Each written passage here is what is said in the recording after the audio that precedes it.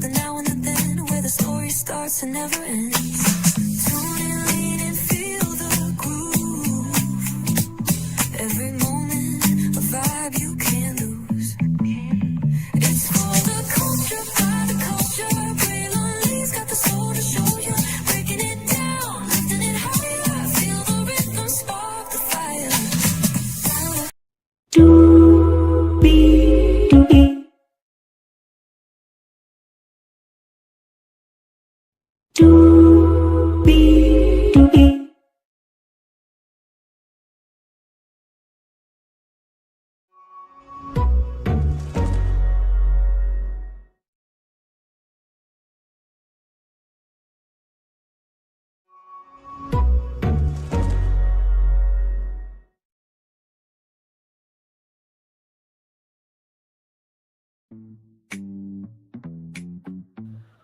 Well, hello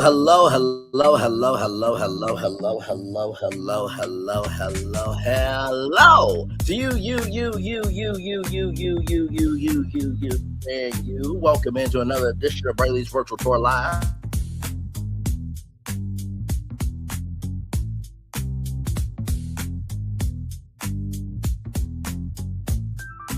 Glad to have all of you here in the building with me. So, y'all, Neal Mohan, the CEO of YouTube, did an interview with the New York Times, and I want to break it down with y'all, give my commentary on it. It is public information, and you know what we do with public information? We expand the conversation. So with that being said, let's get to it, because higher is waiting, low is available. But either way, we got to go on tour. Yes, indeed, we do. Let me take down this iconic intro here. You see that virtual tour background? Yes, you do. You hear that virtual tour music? Yes, you do. And then there is, hey, everybody, welcome in. Glad to have all of you here. So we're going to start off with some articles that I've utilized before to bring you to that interview from the New York Times. Hello, Patricia Parrish. Welcome in. Glad to have you here. So let's get to that.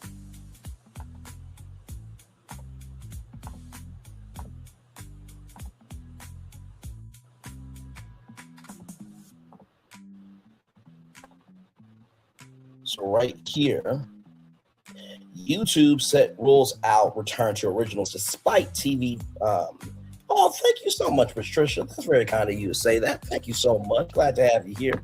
YouTube rules out return to originals despite TV set viewing boom. We have no interest whatsoever in producing our own content. Let's keep going. This is from MIP. Hey, que pasa? I'm guessing that's a hello there. Glad to have you in, Colton Springer there. Yes, indeed. This comes to us from Deadline. This happened at MIP London. So that is Pedro Pena there. During a keynote interview at MIP London today, or that day at the IET London Conference Center, YouTube Vice President of Europe, Middle East, and Africa, Pedro Pena, said there was no appetite whatsoever to return to a YouTube original strategy. Instead, he outlined why the Google-owned site was sticking to aggregation and providing a platform for content creators from the kid in their bedroom all the way to the biggest producer. There's a lot of misconceptions about YouTube and fears associated to what YouTube presents and does, said Pena. The first thing to say is that we're an open platform. We exist to provide the ability for content creators to use the platform, upload content, make it available. So here's the thing, right? They used to have a platform called YouTube Red, right? Before it became YouTube Premium. And they had some YouTube originals on there, but it was from bigger content creators. And there was a article just recently, not too long ago actually, that talked about you're not as boring as the others and you're pretty entertaining. Have you been watching me for a while, Patricia? Okay, then thank you so much. I do the best I can. Actually, let me see something real quick. I think I have that article. Hang on.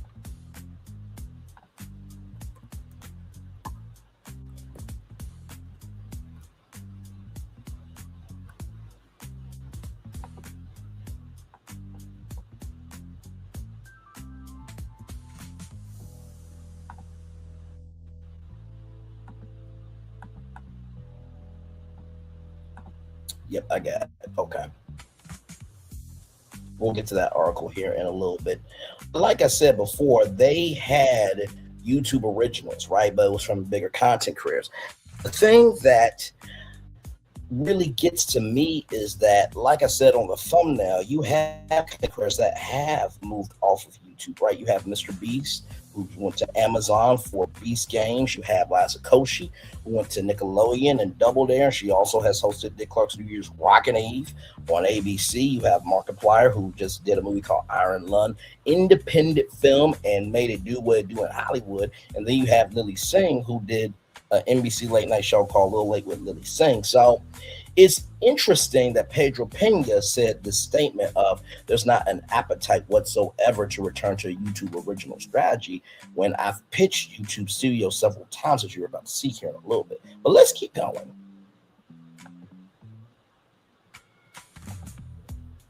While YouTube exited the original content business, we weren't good at picking content. This comes to us from Variety.com.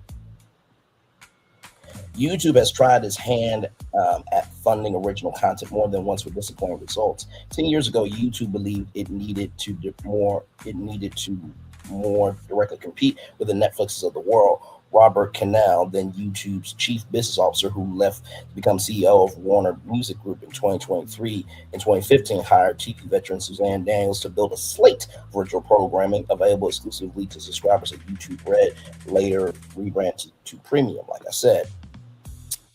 Daniels, who had been MTV's head of programming and a top executive at the WB and Lifetime, led the team that greenlit series featuring YouTube creators like PewDiePie, Markiplier, Red Link, and Liza Koshy, as well as scripted originals like Karate Kid, Offshoot, Cobra Kai. However, the originals were not delivering the payback YouTube executives anticipated via subscriptions.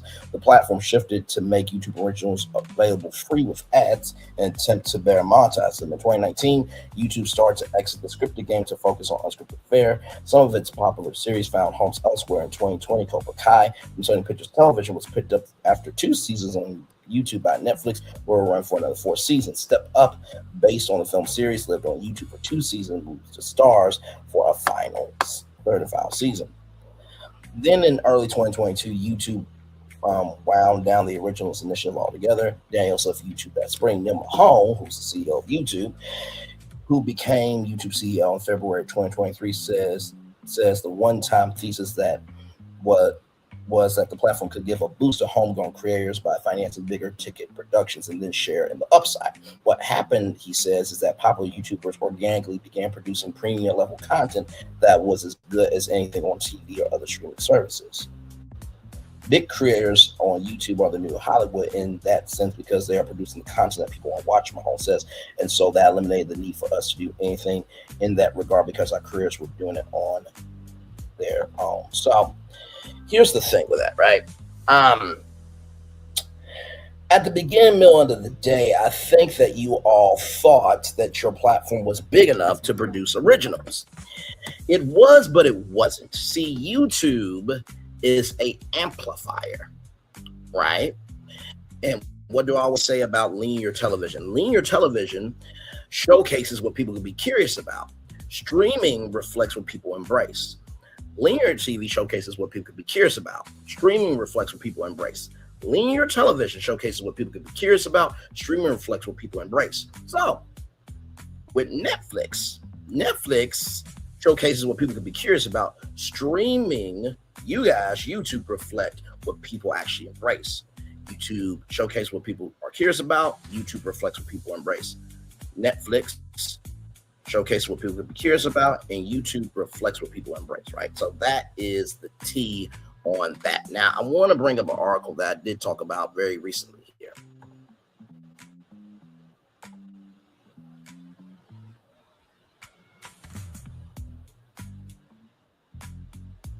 Okay. YouTube executive counters Netflix rivalry talk, highlighting platforms' global reach and $100 billion in creator economy payout. YouTube's managing director in France and South Europe, Justine Riz, spoke at a fireside chat hosted by Series Mania in Lee. So this happened on March 25th, 2026. So a very recent article here.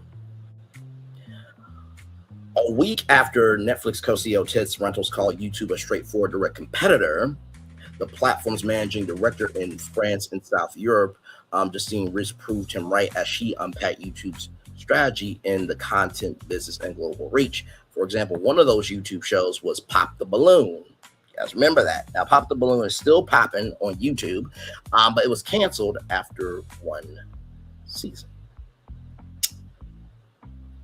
Yeah, yeah. I know. Let me see something.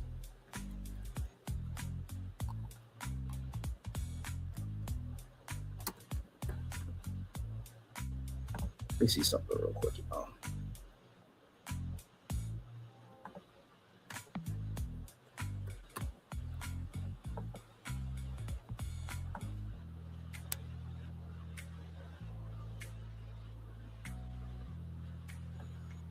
Trying to think of this.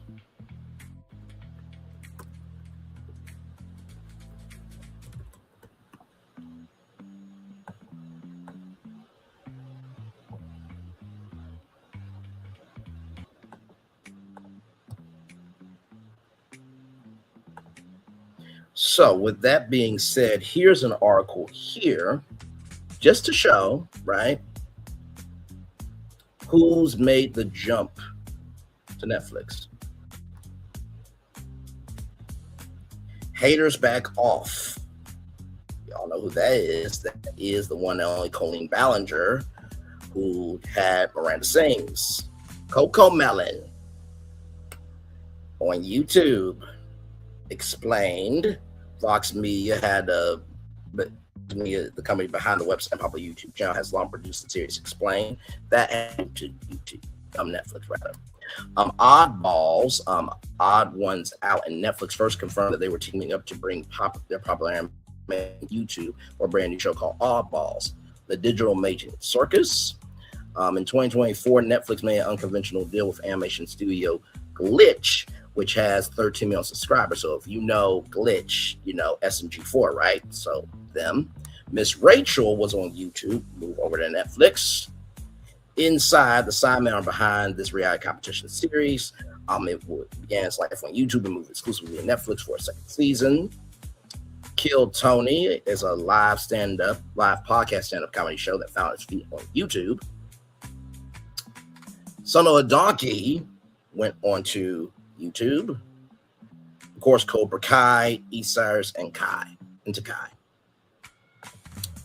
So when you say, Neal Mohan, welcome in. Marie Casas, welcome in. Glad to have you here. When you say, Neal Mohan, that nobody's moved from YouTube, that's a lie, because Breakfast Club moved from YouTube to Netflix, and we see what happened with them, right? But I want to bring up something else, too, if you don't mind.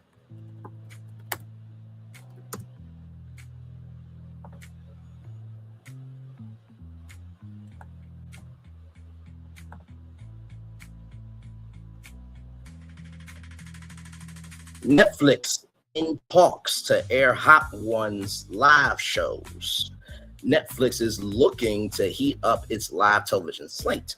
The streamer is in talks with BuzzFeed. It was formerly at BuzzFeed Hot Ones, but now it's First Week Feast. But either way, the streamer was in talks with BuzzFeed to air live versions of Hot Ones, the popular YouTube talk series hosted by Sean Evans that puts celebrities in the hot seat by forcing them to answer questions while eating increasingly spicy chicken wings, a source confirms to Variety. While no deals are yet in place, Netflix is interested in Evans hosting several live episodes of Hot Ones created specifically for Netflix. A source emphasized that the negotiations are in the early stages. So when you say, right, that nobody leaves YouTube, that's a lie. It didn't take me that long, Neil, to find those articles, sir. Okay, so let's continue on with that article.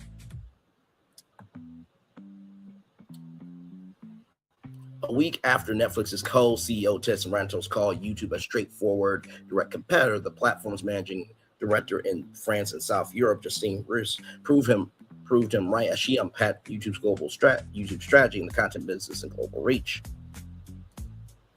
So right here, speaking at a five-star chat hosted at Series Mania in Lee, the Paris-based executive said YouTube paid out more than $100 billion to creators, artists, and media companies between 2021 and 2025, the end of last year. That figure outpaces Netflix's estimated $79.5 billion in cash content spending over the same period. She said the comparison with Netflix highlights YouTube's growing weight in the global content economy, even as it stops short of acting as a conventional commissioner. YouTube does not buy upfront and doesn't commission content as a broadcaster or streaming platform do. But we pay back more than half of our revenue to the right owners who are behind the YouTube channel, she said. She said YouTube tried to commission content like streamers in the past when it launched YouTube Red and abandoned it. We completely failed, she said candidly. We started to acquire some content, but when you go into that direction, first of all, it's a different job. You have to have a completely different set of skills. And then you have to propose a new grid with new formats every month, every week, every day, every hour. So here's the problem, right, with this, Justine Rist. You are correct and incorrect, my darling. With YouTube Red, it was a premium platform, correct? Yes, it was. The problem was y'all didn't really have a launching pad to talk about these shows, right? So imagine if you had Yin, YouTube Entertainment Network on YouTube TV with YouTube, Entertainment News this morning, YouTube Entertainment News today, YouTube Entertainment News tonight, right? I think YouTube TV has 8 million subscribers, right? Paid subscribers, by the way. But still subscribers in terms of just the totality of it all, right? So if you had a platform to promote your YouTube originals, then maybe people would know about them. And with YouTube Studios, what would happen is, let's just say, for example, right?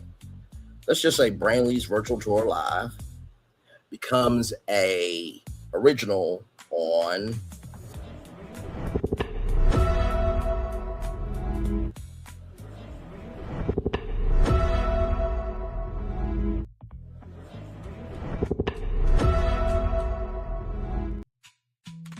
So let's just say that Brainley's Virtual Tour Live becomes a Hulu original, right? So it would be YouTube Studios gets a cut, right? Then Hulu gets a cut, then I get a cut, right? So let's just say that you take 10 shows, right? 10 shows that YouTubers are already producing, already creating, and already are broadcasting on your platform, that some of them are like Mr. Beast, some of them are like me, right? And other content creators that they may not be Mr. Beast or Liza Koshy yet, but they have the sauce, they have the juice, they have the flavor to go the distance, right? And you do, let's just say, a 2 to 3 year deal. And within those 2 to 3 years, then you guys, every year, you guys do a content review, sit down with that content creator virtually or in person. They got to fly out and they make it do what it do. You pitch those 10 shows to 10 different platforms, right? And then guess what? Everybody gets cut, but then after 100 episodes, it's off net syndication. So then you can sell those YouTube originals to other networks, and then the funneling of money comes in for YouTube, the production company, and the content creator. So that's why it failed. Because with a streaming service, y'all did not understand that you just can't put up the most popular people without it relating, right? So just because they're popular doesn't mean that the culture is going to embrace them. Just because they're popular doesn't mean the culture is going to embrace the format. Just because they're popular, the person's popular, doesn't mean the culture is going to embrace the format. That's why it failed. YouTube Studios can work. And like I said, you have Tubi with Studios, right? I'm going to play that video here in a minute. Then you have NBC Universal Launch Unscripted Accelerator, right? Where 5 content creators got a $20,000 development deal. It used to be for NBC Universal and all the cable networks before the cable network spun off into their own company called Versant. Bravo is staying with NBC Universal and Peacock as well. So those 5 content creators have a $20,000 production deal with NBC Universal, Peacock, and Bravo. And then you have the Blavity Career Collective that you could reached 250 million monthly active users. So here is a little video about Studio.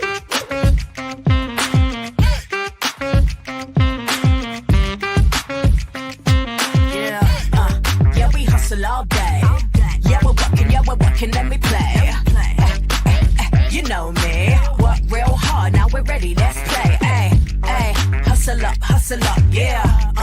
Ready, set, let's go, yeah. Hustle up, yeah. Ready, set, let's go. Turn it up, turn it up, turn it up, turn it up a little louder. Now get low, come on, drop it to the floor. Yeah, drop it to the floor. Turn it up, turn it up, turn it up, turn it up a little louder. Now get low, come on, drop it to the floor. Yeah, drop it to the floor. Turn it up, turn it up, turn it up, turn it up a little louder. Now get low, come on, drop it to the floor. Yeah, drop it to the floor. Turn it up, turn it up, turn it up, turn it up a little louder. Now get low, come on, drop it to the floor. Yeah, drop it to the floor. Turn it up, turn it up, turn it up, turn it up a little louder. So you saw that, right? Build your hype team, right? Bring your show first. Build your hype team. If your show is a hit, we'll greenlight the next one. No bullshit. That's what they said, okay, at Tubi. Now, here's the gag. You ready for this? Because long-form content is trending more and more and more, Tubi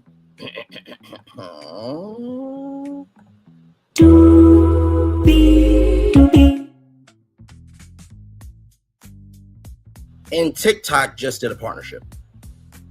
No, I'm not joking. Give me a moment.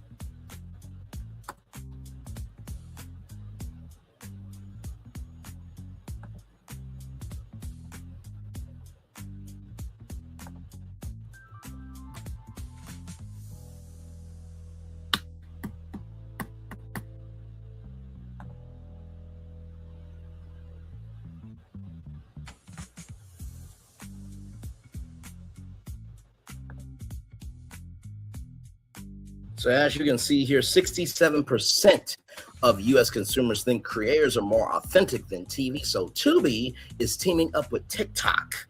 Okay. All right, let's get into it.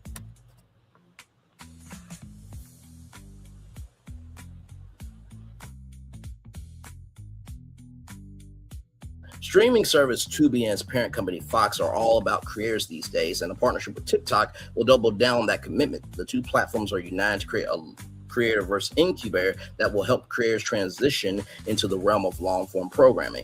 The partners Tubi chose for its inaugural incubator cohort will develop original series that will premiere exclusively on the free-to-watch content hub, which, by the way, reaches 100 million monthly active users. Both scripted and unscripted formats will be considered, and Tubi plans to launch shows across a variety of genres. The first creator-verse participants will be revealed in the summer. And not to mention, Fox has Fox Creator Studios, with the first vertical being cooking and food, with Roseanne Pansino and Gordon Ramsay leading that vertical. You don't think entertainment and pop culture is going to be coming up? You don't think horror is going to be coming up? You don't think that, bartending and mixology is going to be coming up as a vertical? You don't think tech will be coming up as a vertical? And then you got to think about Fox One. Fox One is Fox's streaming platform. They said there's not going to be any original content. If you have Fox Creator Studios, I'm sure you're going to put some original content on Fox One. So, Fox, NBC Universal, two big players in the world of broadcasting, network broadcasting, is already working with content creators. And the platform that has the most content creators going to mainstream media doesn't want to recognize what needs to be done. And on top of that, you guys say you don't know how to pick original content, right? Y'all broadcasted a whole NFL football game from Sao Paulo, Brazil for free on YouTube. And then you're bringing the Oscars to YouTube in 2029. You guys got the deal for 2029, 2030, 31, 32, 33. So 5 years. But you failed again the venue deal. Now, I'm sure that they were probably talking, maybe it didn't work out. But on the surface of it all, the Academy and AEG decided rather than stay in the Dolby Theater, formerly known as Kodak Theater, that the Academy of Motion Pictures Arts and Sciences partnered with a Canadian firm and invested $94 million that's already built for the Oscars. AEG and the Academy of Motion Pictures Arts and Sciences, the Oscars, said, we're going to move it to the Peacock Theater. And now the Academy has to invest more money into the Peacock Theater. So their thinking is, hey, guess what? Hopefully by 2029, because you got 2026, 2027, 2028, 2029, hopefully in 4 years, the Peacock Theater will be where it needs to be. So that's a 10-year deal from 2029 to 2039. But y'all couldn't get the Oscars at YouTube Theater, which is by SoFi Stadium. I mean, like I said, SoFi Stadium could have the Oscars watch party in the stadium, and then the American Airlines Arena could have been for the red carpet and all that stuff, and fan activation zones for, you know, fans and brands and everything in between. And then inside could have been the Oscars. Now, for those of you who don't know, I believe the Dolby Theater holds 3,334 people. The Peacock Theater holds 7,100 people. But here's the gag. You ready for this? YouTube Theater holds 6,000 people. 1,100 less people. But you mean tell me you're bringing the Oscars to YouTube in 2029, but you couldn't get it to happen at the YouTube Theater? Okay. So let's look at some history of Braylon Lee talking about YouTube Studios, okay? So right here, the host discusses reports from Variety saying YouTube is now worth between $457 billion and $550 billion. It is described as the new king of all media, outperforming traditional TV networks like Disney and Fox. And there's that Pedro Pena article right there. And NBC Universal in engagement and viewing time. And we keep scrolling.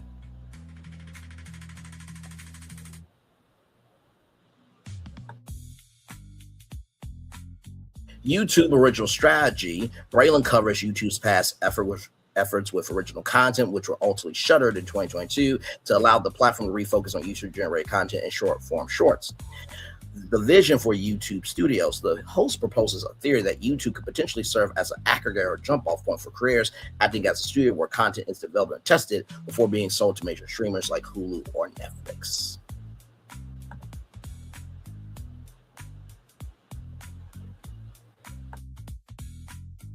So this is not a division, but this is a new initiative. But either way, the climax of the video centers on a recent Reuters report that Google has launched a new film and television production initiative called 100 Zeros. This effort, in partnership with Range Media Partners, is intended to scout and co-produce projects to be sold to traditional studios and streaming platforms. Let's keep going.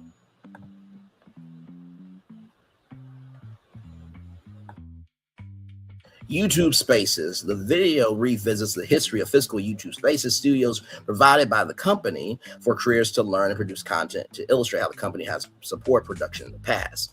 And then creator economy. Braylon emphasizes that while Google Studios or YouTube Studios is currently a prediction rather than confirmed fact, the company's entry into film and television production through the 100 Zeros initiative is a significant shift that can provide new opportunities for the creator economy. So that's that video.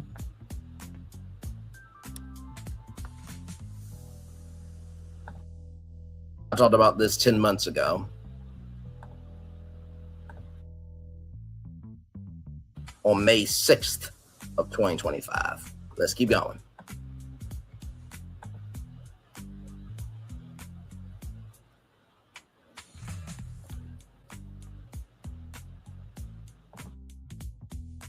YouTube as a media powerhouse. Braylon highlights how YouTube viewership on TV sets has surpassed mobile devices in the United States, knowing that the platform is now the epicenter of culture and global conversation. Sports Frontier major focal point is YouTube's aggressive push into live sports, specifically the multi-billion-dollar NFL Sunday ticket deal and the successful broadcast of exclusive NFL games, which Braylon identifies as the final frontier for digital platform dominance. The case for YouTube Studios, once again, there is that platform, YouTube Studios, coming right up the rear.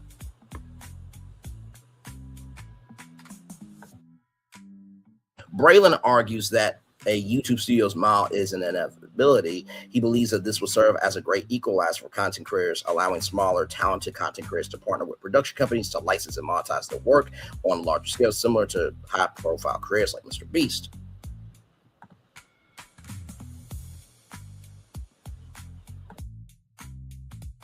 The video covers how traditional media giants like Saturday Night Live, NBC are finding their biggest reach on YouTube, how companies like Banjai Entertainment are launching career labs to modernize dormant intellectual property with digital talent. And also, Studio Lambert is also in the process of creating content exclusively for YouTube. So big production companies that are on linear TV are now getting into the YouTube space. Let's keep going. The future collaboration, Braylon discusses the necessity and how platforms like Tubi and YouTube are becoming the new standard for Gen Z millennial audiences, emphasizing that creators must control their own destinies and own their content rather than just licensing it. So when you think about Patrick or Pat McAfee, right, he has a licensing deal with ESPN. So that's why he can license it on ESPN. He can do whatever he wants, and ESPN, pushes the platform. Pat McAfee is with WWE on College Game Day. So Pat McAfee believes in diversity, equity, inclusion, belonging, and understanding the power of utilizing the weight to make that connection with the audience, right? Let me show you when I did this live stream.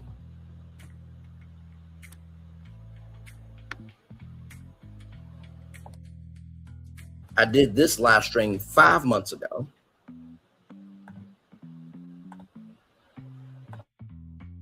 October 17th, 2025. Let's keep going.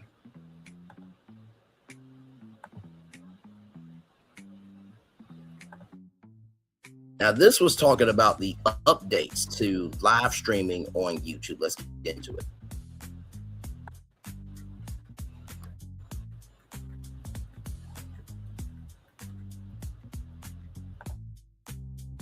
Once again, in this live stream, creator Braylon Lee breaks down the major 2025 updates to YouTube's live streaming studio and shorts features. The core of the session focuses on how these tools empower creators to professionalize their content, monetize more effectively, and potentially bridge the gap between digital content and traditional media, a concept he refers to as YouTube Studios. Once again, let's keep going.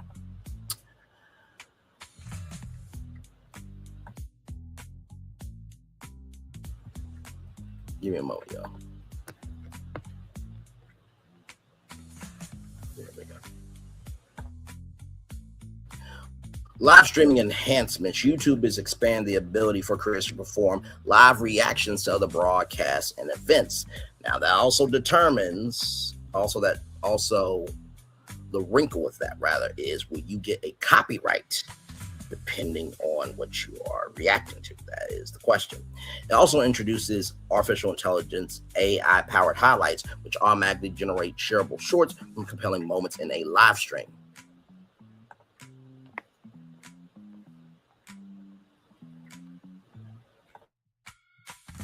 YouTube Studio and Workflow. New tools include an inspiration tab for content brainstorming, A/B testing for titles and thumbnails, expanded collaboration features for up to 5 creators per video, and AI-powered lip sync dubbing to increase global accessibility. So imagine my voice dubbed in every language across the world. That's pretty much what AI-powered lip sync dubbing is.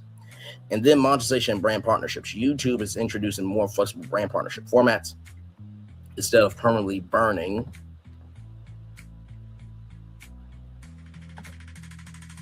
in ads, creators will be able to swap out ad segments dynamically. Additionally, the platform is expanding to automatic product tagging. Generative AI and Shorts' new creative capabilities are rolling out, including the ability to add motion to photos, restyle video aesthetics, and use AI motion to videos, restyle video aesthetics, and use AI to generate a first draft for raw footage, or even create songs based on video dialogue. Hey, 4 people, welcome in. Glad to have you here. Hey, Florentin, good to see you, good sir.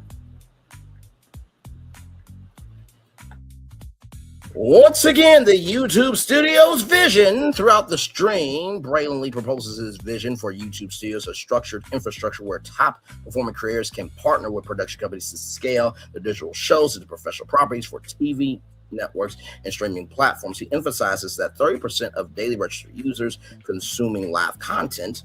The landscape of media is shifting, and the platform is uniquely positioned to lead this evolution. 3 times that I have talked about YouTube Studios. And YouTube keeps doing moves that seems like it's going to go to that level. I'm trying to think of something here. Give me a moment. Give me a moment.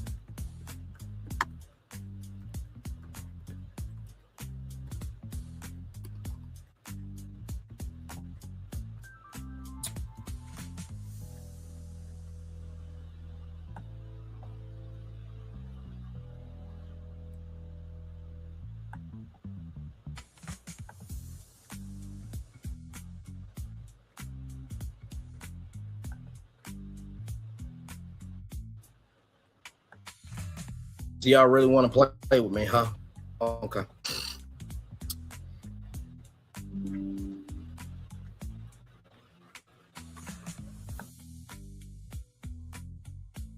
Now on board, we've teamed up with YouTube to help you discover more of the world you love. Our partnership reflects Delta's vision of blending cutting-edge technology with meaningful collaboration to enhance your travel experience on your upcoming flight. Enjoy a selection of popular YouTube videos and music playlists on your seatback, plus a free preview of YouTube Premium on your personal device. And not to mention, 2 content creators will be making exclusive content for Delta Airlines. Yeah, I keep up with it. I do. So, with all that being said, I think we shall get to the interview now with Neal Mohan of YouTube. Now, like I said, I have no hate, no animosity, nor shady energy towards Phil McComb. Not Phil McComb. That's Phil Metker. I meant Neal Mohan. I don't have any shade, any hate, or any animosity in Neal Mohan. But what I don't appreciate, what I do not embrace, and what I frequently am pissed off to the highest pissed offtivity is these moves that I pulled up that you all are doing. And yet y'all don't see the moves that need to be made. And you said the best never leave YouTube. That's what you said. But I brought up all these different partnerships that you guys are doing.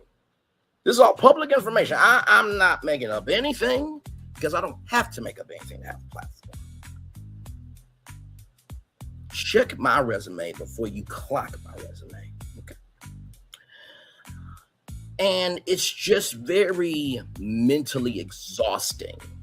I'm going to keep doing it. Now, I know what some of you are thinking, well, Bray, if it's mentally exhausting for you to call YouTube out, why do you keep doing it? Because if you don't say the quiet part out loud, it will stay quiet. I know that sounds very redundant. But it's just like what Phil, Florentin, and myself do with BFP Imagineering. In the words of Walt Disney, we are restorers of order. We restore with imagination again and again and again and again and again and again and again and again and again. And so it's just like I keep seeing moves that looks like YouTube Studios is coming. And it's just, when it comes, it's just like, okay, really?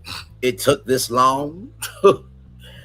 Like I said, y'all worth what, 550 billion to 457 billion dollars? Child, let's get to the interview.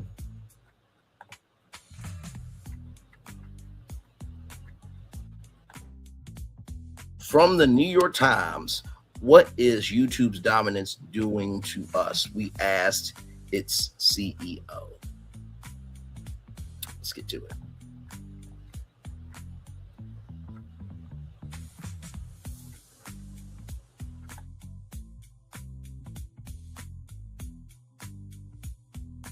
By the way, shout out to Lucia Garcia Navarro. YouTube is now the leading way Americans watch video. Its audience is young and astonishing. 90% of American teenagers are on the platform. YouTube TV is bigger than many cable operators. Since last year, the main way YouTube has been consumed in the United States is actually connected television. Television is not dying. It's just evolving. YouTube has changed not only what we watch. Think of content creators like Jimmy Donaldson, better known as Mr. Beast, and podcasters like Joe Rogan, but also how we watch it with interactive features as a part of the platform's allure. As the saying goes, with great power comes great responsibility. I think that was Uncle Ben for Spider-Man. He deserves a quote there, which is why I wanted to sit down with YouTube's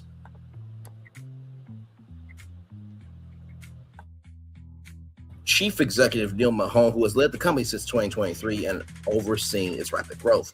The platform's rise hasn't come without controversy. Just this week, a jury in California found YouTube alongside Meta neglect for harming a teenager's mental health through its addictive features. That verdict, which YouTube said it will appeal, came down, and after Neal and I talked, our lengthy conversation did cover YouTube's impact on children and on us all. You can read that conversation here. You can watch a longer version, of course, on YouTube. I believe that was what, $5 to $6 million, the verdict, but it was in the millions for sure. Let's keep going.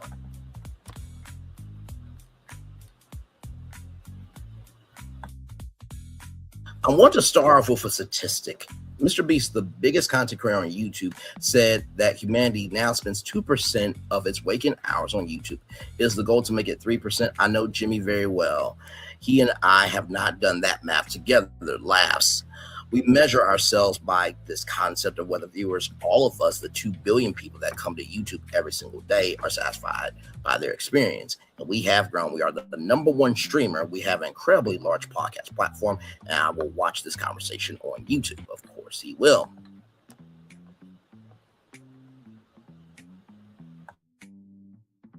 Yes, what used to be an audio podcast is now a video podcast. This is the way to gain new audiences because everyone seems to be on the platform now.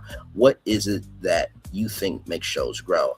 I mean, how do you make this a hit other than grabbing a chair and bashing you over the head with it? Laughs. It's very simple. The people that are watching you on a television screen or on their mobile phones, the one thing that gets us out real quickly is if it's truly authentic. That's what comes through for the successful creators. And by the way, there are different levels of success, right? Where Mr. Beast is versus where I am, I got to 1 million views. Mr. Beast, he has made a whole career where if he wanted to quit tomorrow, he could and be fine. All right. But you have to take the success based on the level that you're currently at. Let's keep going. You have had several major podcasters leave YouTube for Netflix. Shows like The Breakfast Club, My Favorite Murder. Meta just announced that they are invested in luring some of your careers away. Apple is now talking about getting into the video podcast business more aggressively. They're taking the things you've built and saying, come over here, the water's warm. I'll say a couple of things about that. First, it is flattering that they see us as the center of culture. But when I speak to our creators, I speak to them several times a week.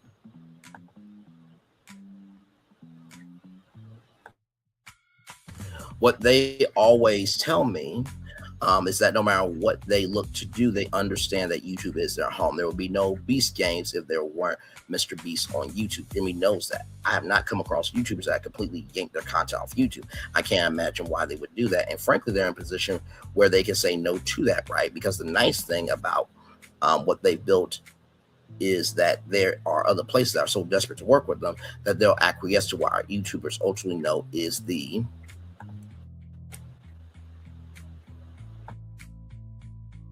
right decision for them in the long term, which is never to leave their home.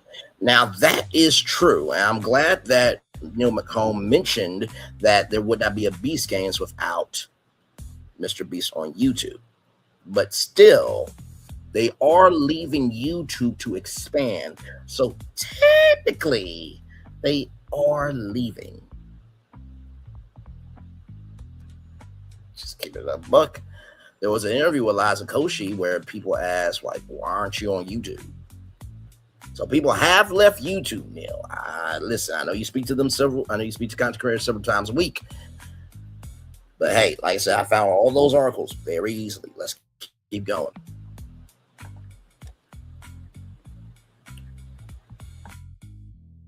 At the beginning of 2026, you wrote, YouTube is the new TV because creators are the new prime time.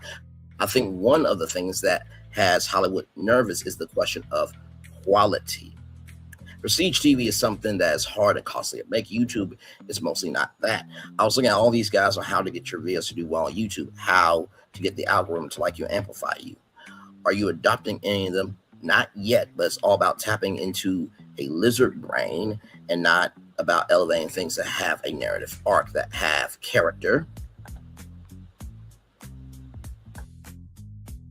development, that have more complex decision making. Are we losing something with the dominance of the kind of creator economy that YouTube specializes in? This is a conversation that the industry likes to have, and it's often the industry just talking to itself, to be honest. I think it is presumptuous for us to tell people that what is high quality or low quality or prestige or not. Have you heard of Roger and Ebert? That's all they did was critique films. But okay, moving on. At the end of the day, 2 billion people come to YouTube and they find what they love. And there's every type of creator and every type of genre, because it's a reflection of humanity. And I do agree with that. There is an audience out there for everybody. Here's the gag, as they say. If you want to reach everybody, you have to have purpose. If you want to reach the few, do anything. He said it 2 more times. If you want to reach everybody, do something on purpose. If you want to reach the few, do anything for attention. If you want to reach everybody,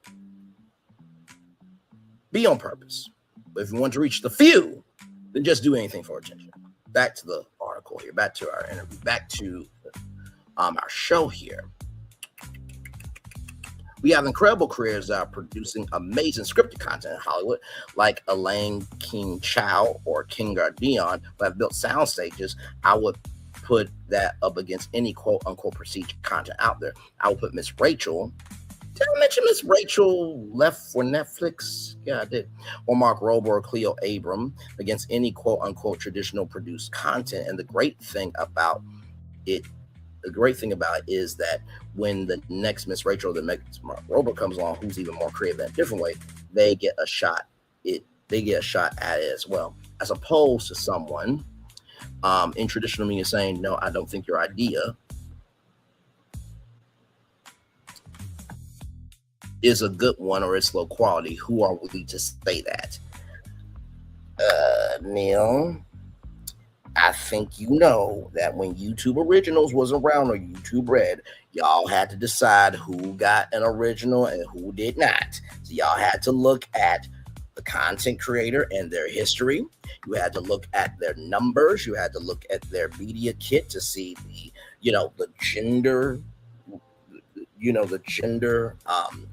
the gender ratio between male and female and other, of course. Then you had to look at the demographics. Then you had to look at the different sectors that they were in, whether that was cooking or whether that was horror, whether that was automobiles, whether that was fashion. You had to look at all that to see if there was enough there to give them a shot in making a YouTube original. So you say, who are we to say that? But yet y'all did that with YouTube Originals. You don't want to play in my face, Neal. I have no smoke for you. I have no hate for you. I have no animosity to you. And I believe in what you're saying, that YouTube in 2026 is going to have a year. But in order to have that year, you have to be real about the moves happening around you so you can handle what's in front of you. You have to be real about the moves that are happening around you so you can be real with what's in front of you. You have to be real about the moves that are happening around you so you can be real about what's in front of you. Let's keep going.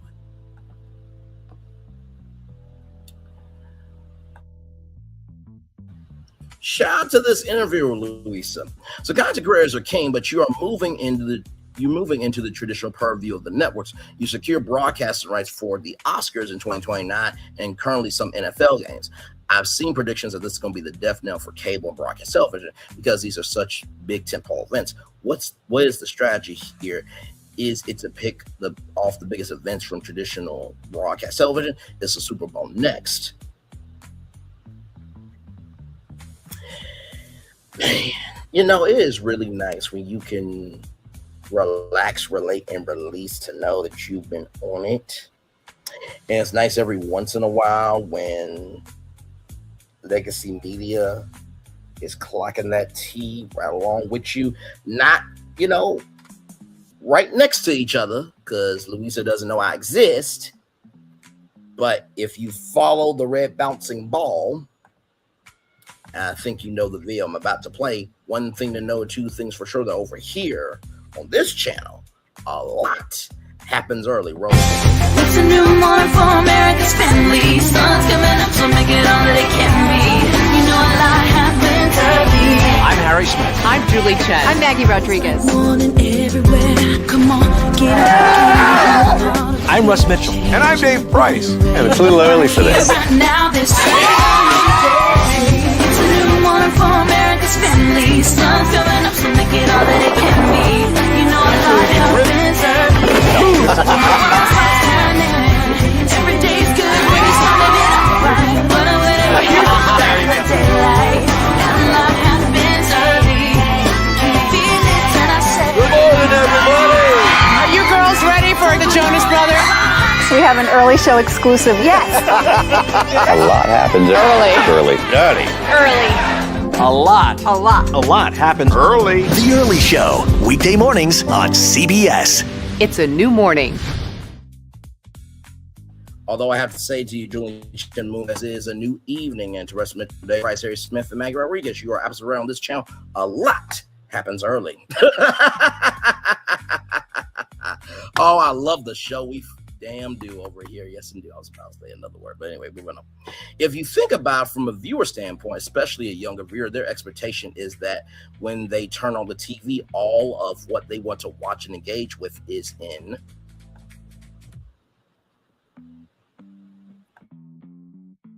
the same experience. That's everything from 15 seconds short, by the way. Lots of people watch shorts of televisions, to a 15-minute classic YouTube video on demand, to a 3-hour podcast or a 3-hour NFL game or a 15-hour live stream, because we have lots of streamers on our platform. And the expectation is that all of that is a seamless experience that they can get through their recommendations on YouTube. I have an 18-year-old son. He's a sports nut. He watches a live sports, but his sports highlights are his YouTube feed, and the NFL understood that. And so that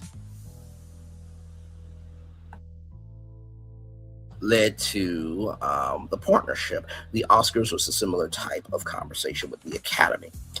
Since you mentioned the Oscars, did you see Conan O'Brien's skit this year where he poked fun at YouTube? He had 2 YouTube jokes, actually. What did you think?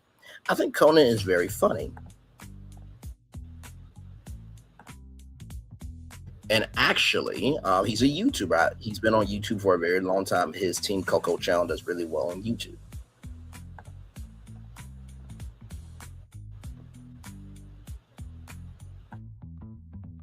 I understand that you are a big reader. There are studies showing that our video consumption has ushered in this age of post-literacy. Gen Z now overwhelmingly prefers to consume visual content on YouTube as opposed to traditional media, and that has tracked with a drop in reading levels, attention span. What do you think about YouTube's role in changing the way that we think and our brains? Wow. Taking a big swing from the window to the wall. Presumably you're talking about young people.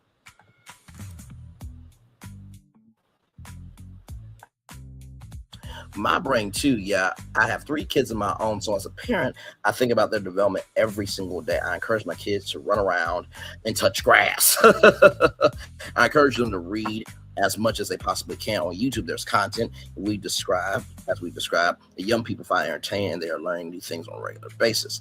This isn't a gotcha. I'm genuinely curious. Do you think it matters that they are learning things through video, and that's changing the way they absorb information? I think that video, just like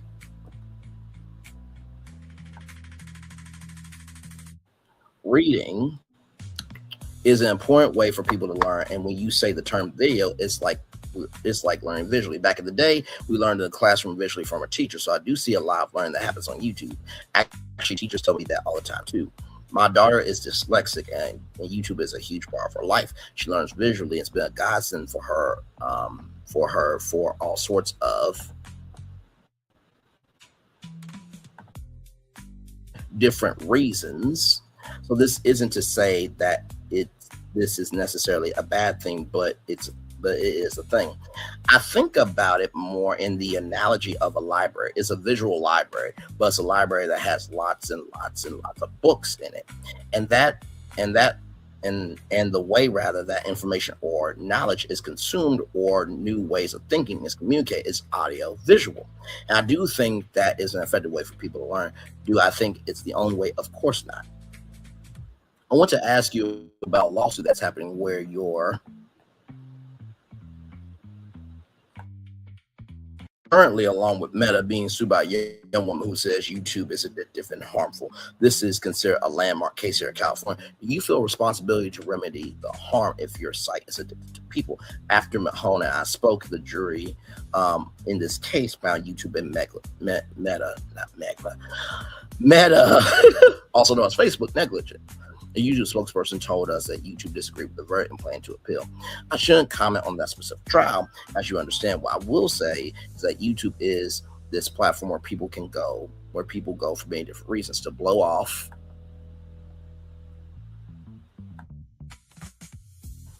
hey Phil, so good video, yes indeed.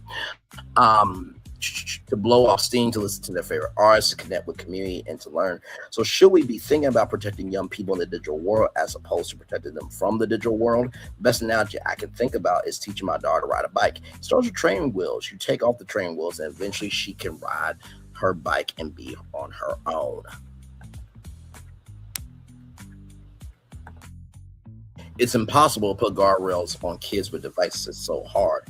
That's what I was trying to say, that principle of making sure, oh, thank you guys so much. Love y'all for that. Love you, value, appreciate y'all for that. I think that's what was trying to say. Principle of making sure that we're protecting young people in the digital world as opposed to shutting them off from it. But I also think it's wrong, frankly, to eliminate that knowledge, that library content. So then how do you approach it? I think the way you approach it is to make it so that parental controls, as you describe, are truly practical and easy to use and can actually be enforceable. That's what we can do. And I will agree, there is YouTube Kids, but child, there's some stuff that's on YouTube Kids that should not be on YouTube Kids. Like I said, anytime and every time, right, that I do a tour, there have been, I don't know why, but there have been young people in the vertical live in my chat. I'm like, no. This is a grown folks channel. If your parents are watching, cool. This is for them, not for you. And plus, like, have you seen this show? Have you seen Brantley's Virtual Tour Live? It is not your mama and daddy's entertainment news show. It is the after show for the culture of the culture by the culture, where we travel on the highways and byways of the possibilities of what could be by going to the hottest virtual destinations across social media to tell you the who, what, when, where, why, and how of why people are connecting with these virtual destinations. That's our show. It gets knees, weak, arms heavy like spaghetti energy over here. And I get what Neal is saying, right? Kids do need to learn, but there is a context, conjecture, and connection of how that should happen. Now, if you and your kid or kids or child or children or rascal or rascals, that's an old school term. But let's just say that you have kids that are content creators, right?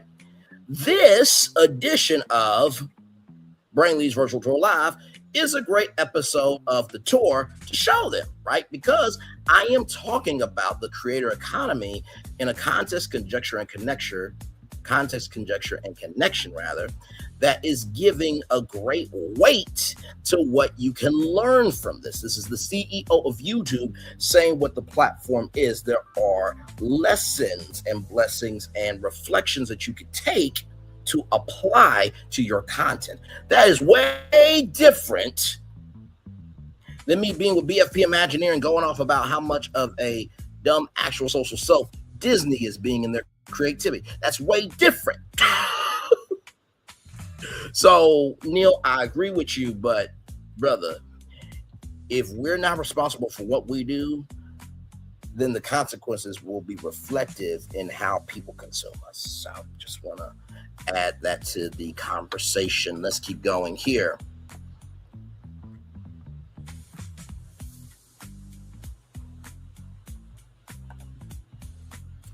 As a parent, which I know you are, it can feel like you're fighting against Silicon Valley, like you're trying to put some guardrails and some order in the household. And you are fighting against these giant corporations, of which you are one. It feels for many parents like they just lose the battle. I think about how young people are growing up today.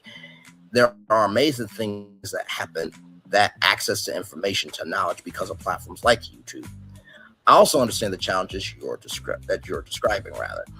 And so, not to trivialize them in any sense, because I experienced them, and it is something that I personally care deeply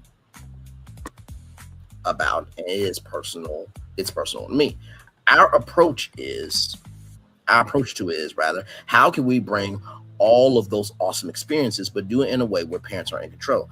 That's what we worked toward. A couple of months ago, we announced the ability for parents to actually have a timer or short form video feeds, to set it to 0. That's industry leading. That has not been done before. So here's a question for you, Neal. Will you all also get there with long form content? Because there are gamers, right? And I'm not picking on gamers, but gaming is one of the biggest sectors on YouTube. And by the way, gaming will definitely be a part of the Tubi TikTok partnership. It will definitely be a vertical with Fox Creator Studios. Speaking of gaming, bring up another video. Like I said, isn't it nice when you can utilize your own content? Give me a moment.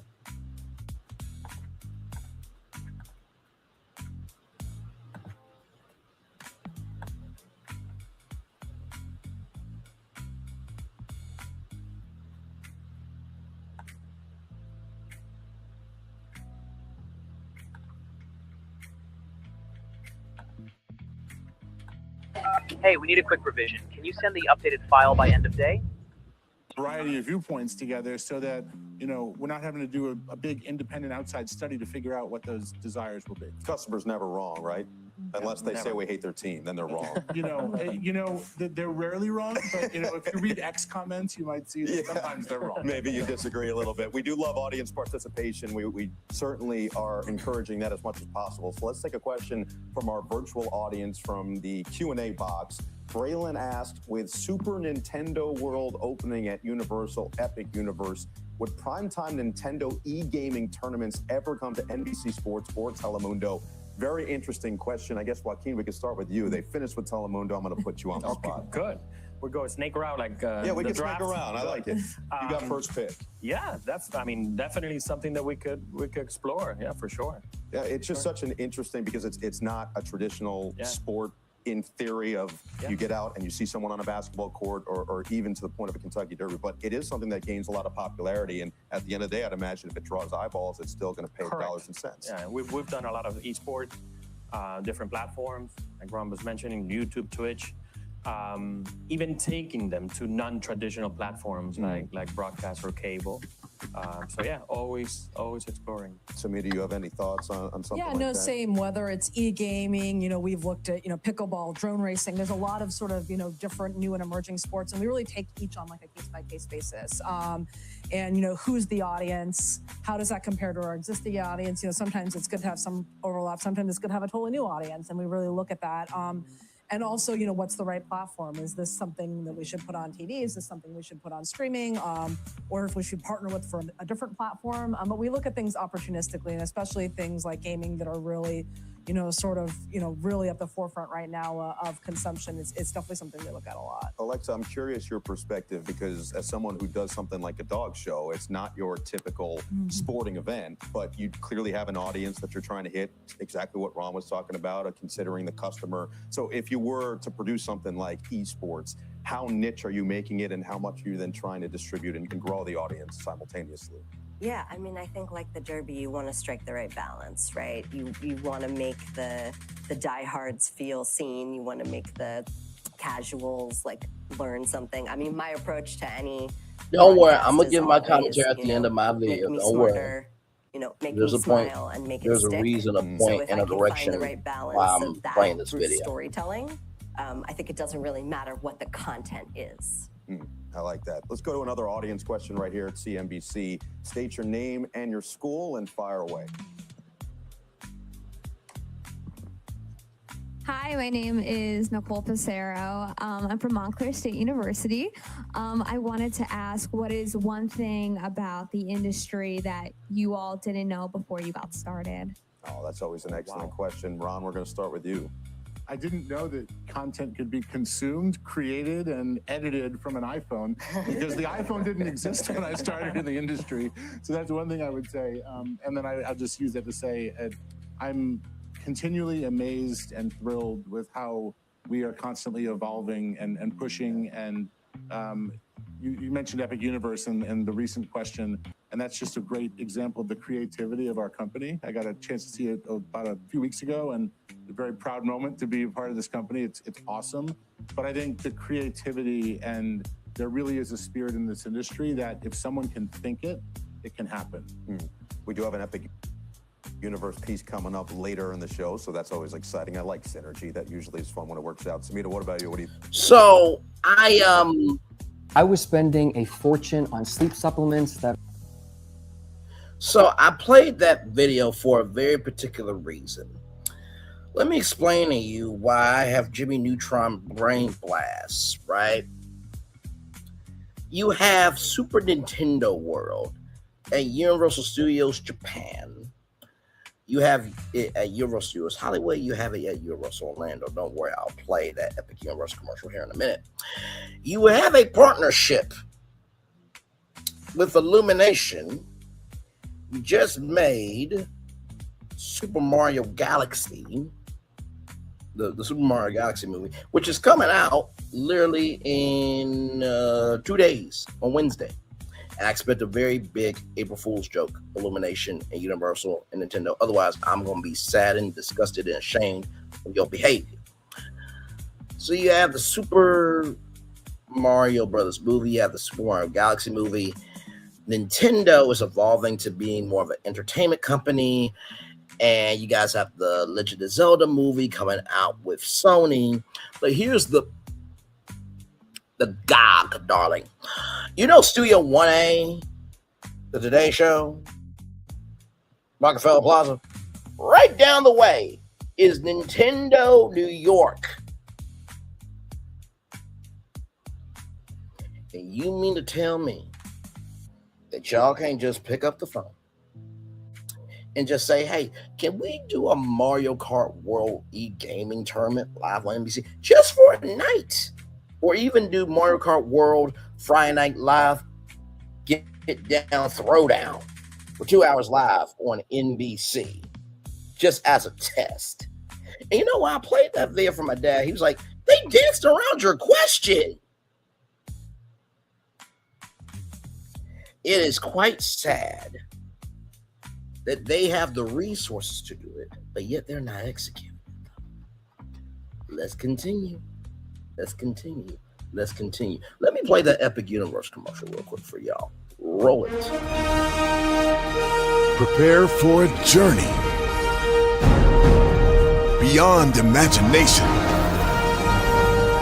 beyond belief, beyond anything you've experienced before. Universal Epic Universe. A new theme park where you'll step through extraordinary portals to 5 immersive worlds. Prepare for a cosmic voyage of discovery. An isle of fire-breathing excitement. A A shadowy world of monsters and mystery. New wonders in the wizarding world. And a new way to play. Plus the splendor of a magnificent resort hotel overlooking the park. It's all new excitement at Universal Orlando Resort. A week's worth of vacation thrills with 4 amazing theme parks, a variety of spectacular themed hotels, and incredible dining and entertainment. It's all at Universal Orlando Resort, where you'll find new adventures every day. Explore the astonishing worlds of Universal Epic Universe at Universal Orlando Resort. So you mean to tell me y'all can make that happen at NBC Universal and Telemundo? You do know that the bulk of e-gamers is blacks and minorities. You do realize that, right? But okay, let's keep going. Let's keep going with the interview.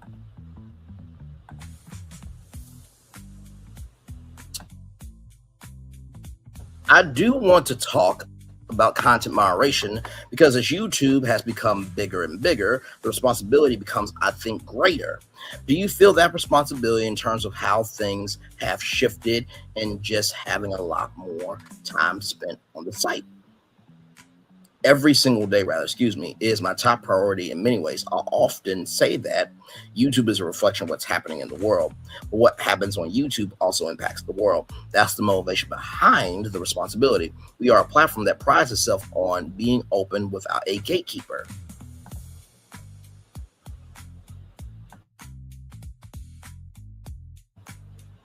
We stand for freedom of speech, freedom of expression, but we've had community guidelines on our platform since the day YouTube started, and living up to that responsibility is a big part of what happens around here.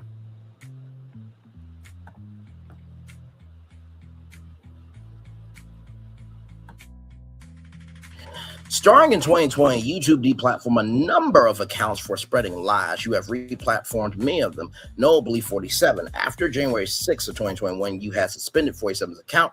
YouTube wasn't alone in that. Many other platforms did the same. 47 then sued, accused you of censorship, and you reinstated his account in 2023. Then Google, your parent company, agreed to pay nearly $25 million to settle the case last year without admitting liability. Were you wrong to ban him in the first place? I'm trying to think of the policies that were in place back then.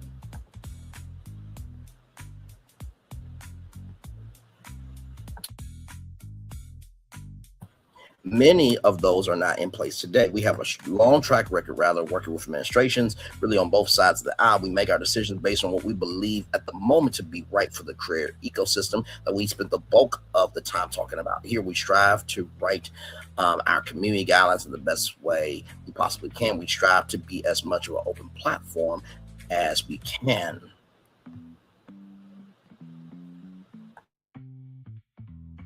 But was it the wrong decision, at the time to ban a former president? It's hard to look at these decisions out of context. You think back to 2020, we were embarking on this pandemic that was going to shut down the world. Science was being created every single day. Did we reverse those policies? Yeah, we changed a lot of those policies because while the principles of freedom of expression, free speech remain immovable, we also want to be flexible in terms of the context around policies. Back to your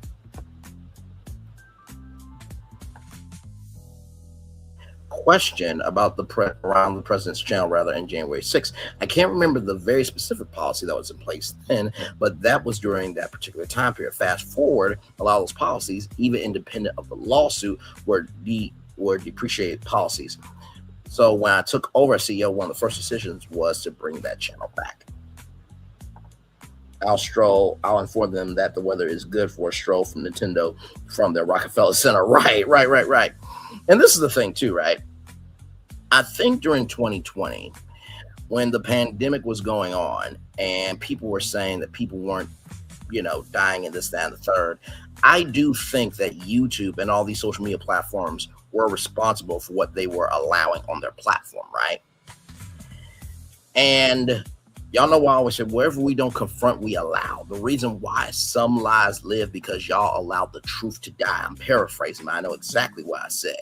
And so I think because the president, added fuel to the fire, and it's not just me who believes this, a lot of people do, it's to the point where Candace Owens has called the president a coward. That's where we are in 2026. So I do believe that the platforms did the right thing.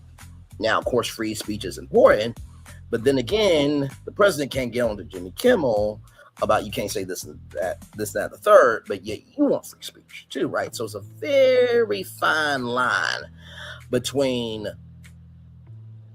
freedom of speech and the weight of that freedom of speech. Those are two different things, but they very much intertwine with each other. Let's keep going here. Fascinating interview.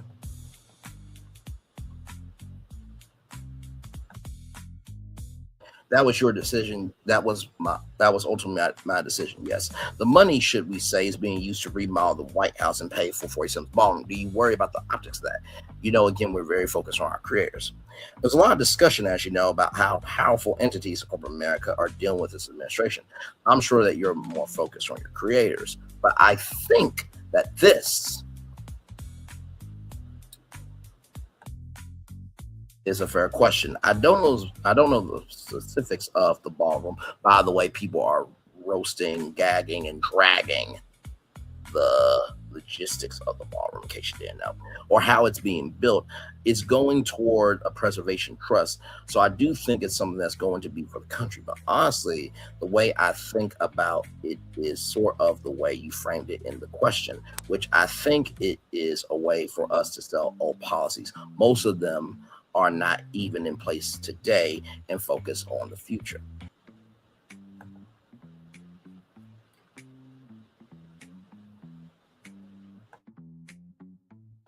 Something I'm hearing from you, I think it's very true, is that the culture has changed. And you have changed your policies along with that. There's a lot of reporting around what those changes at YouTube are. I'm wondering how something now gets taken down. What exactly are the community guidelines that get breached? Is it about the amount of time someone's saying something or the impact of what they're saying? Very good questions. It really breaks down into a few things. First is, as I said, clarity around the principles. And the core principle here, which again goes back to the very early days of YouTube, hashtag broadcast yourself, is that we're an open platform and we stand for free speech. That's the stance we've taken. We got criticized on both sides of the aisle constantly.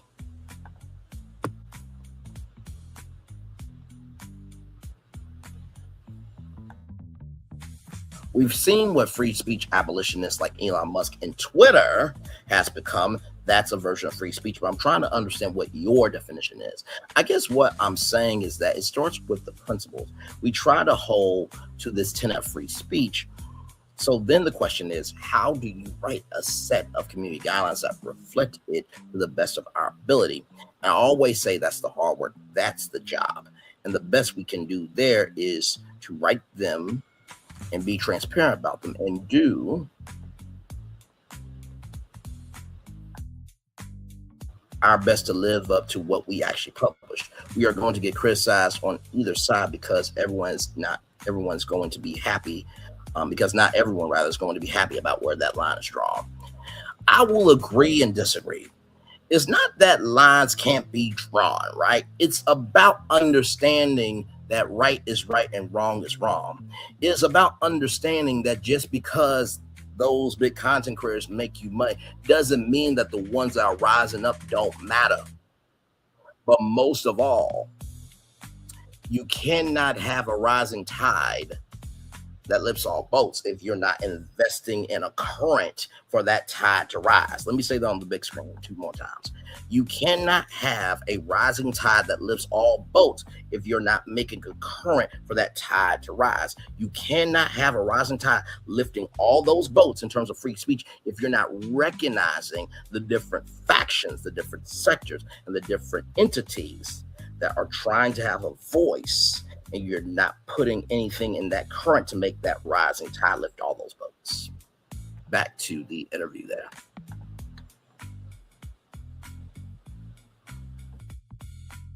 But I'm trying to understand where the line is drawn. Let's take an example. Candace Owens. She has 5 million followers on your platform and growing. Right now, she has a multi-part series on conspiracy theories around Erica Kirk, the widow of Charlie Kirk. She's also frequently talked about Bridget Macron, the first lady of France, being a man. There has been anti-Semitic comment in the past. So explain to me how she's not violating YouTube's community guidelines. Louisa, to you, darling.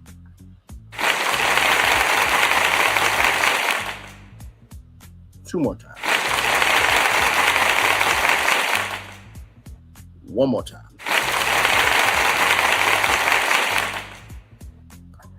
I have to look at a very specific video there. It's hard to answer that question in a generalized sense. Louisa just told you. I mean, do you need YouTubers to go recon Candace Owens' channel to get her channel shut the fuck down? It won't be hard.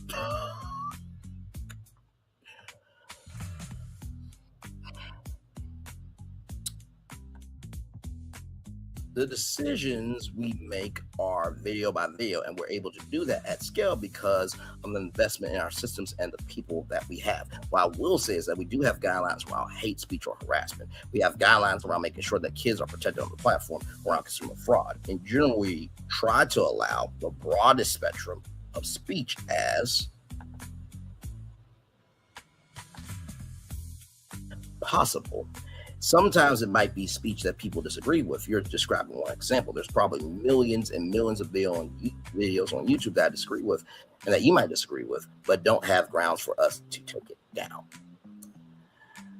Well, let me just say this. I'm sure if Candace Owens talked about your kids, Neal Mohan, or your wife or any family member or friend that you have, I'm sure her channel will be gone. So I'm going to call a bullish on that. But hey, let's roll on. I don't know if it's disagreement. It's just a question of what are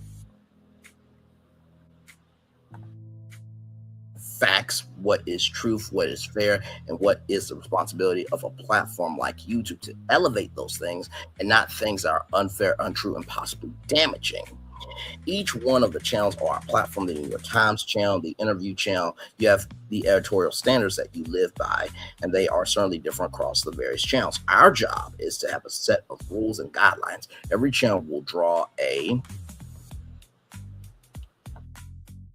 different line in terms of what they think is appropriate. That's why I did that live talking about content creators versus journalists. Journalists, they go out, they do the groundwork, they verify, they contextualize, bring together from A to Z and all the points in between, and then give us a story as it is. Content creators, they take the story, right? And they talk to you about the magnitude of the story, and they amplify why it has a weight to the culture. So journalists broadcast what people could be curious about. Content creators showcase what people are embracing. Journalists showcase what people could be curious about. Content creators reflect what people embrace. Broadcasters and journalists, they showcase what people could be curious about. Content creators reflect what people embrace. Let's keep going.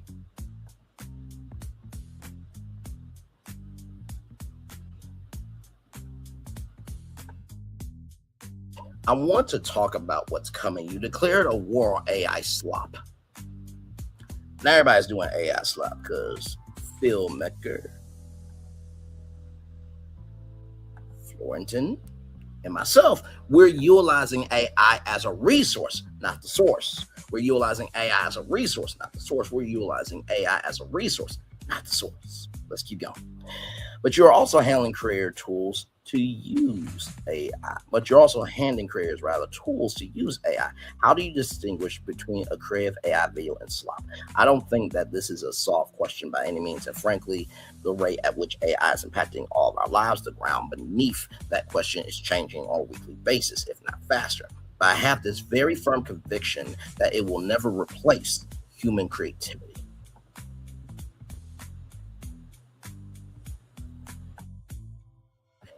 People want to see an artist on stage because they know something about her life story or his life story or their life story. And some have background in terms of why she, he, or they wrote the lyrics that way and why he, she, or they performing it that way. Because of this notion of human stories on YouTube, I absolutely cannot have it be overrun with AI slop. AI can be a tool to produce amazing content or further democratize content creation, but can also allow for creation of lots of low quality content. There are aspects of it that are not new. The part that's rather new is the scale, but the notion of low quality content, clickbait content, we've been able to deal with that on YouTube. I also think we have to have a bit of a delicate hand on this. And I would tell you that every day we're trying to really strike that balance, but we're very, very focused on making sure that when you open up the YouTube app, it's not a feed of AI slop. And I will agree, when I open up my YouTube app, when I'm on my desktop, my homepage has human content creators. I will say that. Let's keep going, shall we?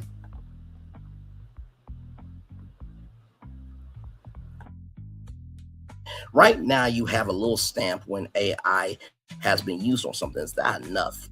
It's a place to start. The other big thing that I hear from creators, public figures, journalists, etc., is being able to manage their likeness in this AI world. That is profoundly important in my view, and not just the classic deepfakes, but also impersonation to trick a user or steal someone's creative idea.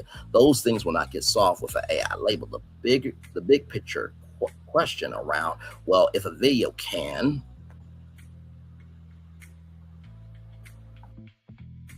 review a technology product, can an AI generate reviewer do that? Then who needs me?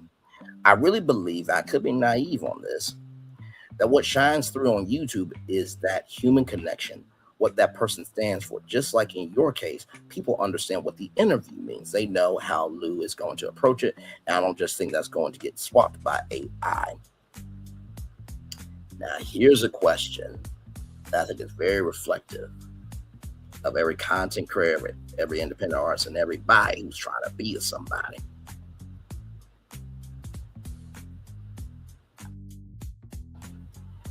Can you promise me that there's not going to be a Lulu bot doing my job in 2 years? I'm not naive to the point of saying that there isn't going to be disruption, but to your core question of that replacement rather of that human creativity element, what people connect with on service like YouTube, I just don't see I don't just see AI generation replacing the humans.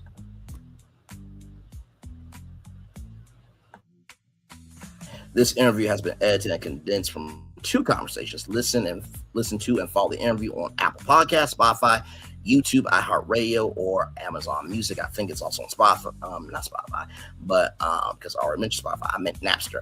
Follow us on Instagram and TikTok. And of course, you can follow them on YouTube and Facebook. So there's that director of photography, video, Aaron Cutter. So there is that there.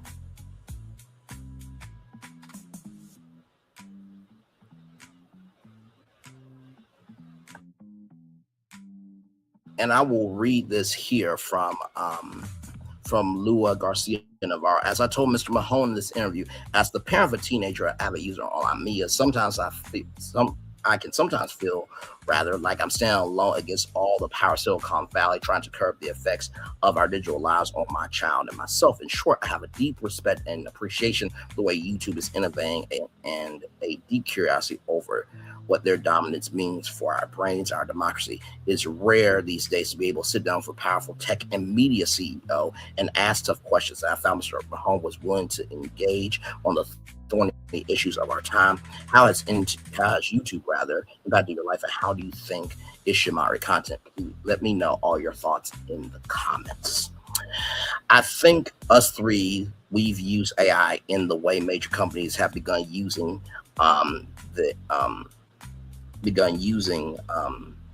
there since August. Have begun using it since August to benefit for the better part of all. It's a good resource when used correctly. Absolutely. And like I said too, when I think of Charlie and the Chocolate Factory, right? I think of that end scene of the Johnny Depp version where Charlie's dad had to come back to the factory because toothpaste machine. Everybody's building toothpaste machines. My way, shout out to Toothpaste Millionaire. It's a kid's book, but it's a great book. Great book. That should be turned into a movie too. TV series. That should be a brand, the Toothpaste Millionaire or the Toothpaste Millionaire. That's that branded marketing promotion brand going on right there.